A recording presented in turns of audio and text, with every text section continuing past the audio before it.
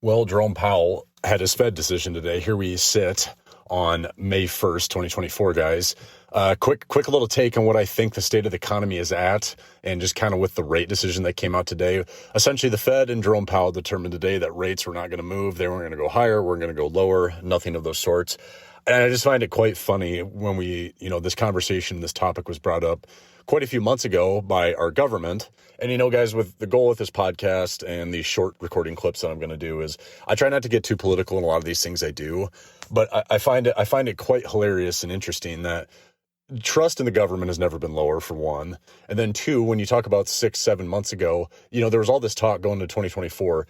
Rates of 2023 were way too high. Interest rates for houses were 8%. Homes were unaffordable. Then there's basically the promise that was made that rates were going to get cut a lot more this year. And here we sit, guys, almost halfway through the year, not a single thing has changed.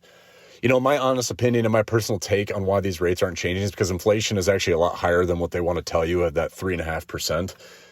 It's funny, since January 2020, purchasing power of a dollar has basically decreased 20%. So, basically as today, if you had bought $100 of a good in January 2020, today it would take you $120 to buy that same good. So it's just funny that these things, it's not getting simpler. It's not getting easier. The government's making all these promises that they can't keep, and they never have been able to keep.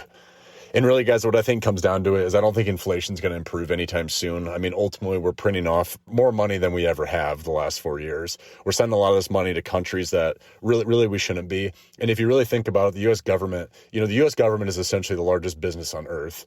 What would you think would happen if a company, basically 4 years, if not more, running straight, loses money every single year? Effectively, the U.S. government has become a zombie company where the only thing keeping it afloat is the constant printing of money to basically keep us from even being able to cover our debt, which at this point in time, I saw this thing too. They said our interest payments on our debt are nearly $1 trillion a year. I don't think there's ever been a bigger case, guys, to buy real assets.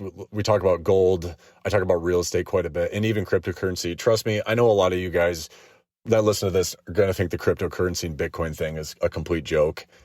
Ultimately, my goal is, right, you're buying assets. I think now's the time to buy assets that can't be duplicated. Buy things that you cannot make more of. Land, real estate, whatever that may be. So I don't know. Interesting time, guys. That's just my quick take on where the economy is sitting at today with inflation and with the rate decision that Jerome Powell and the Fed came out with. So thank you, guys, and we'll talk to you soon.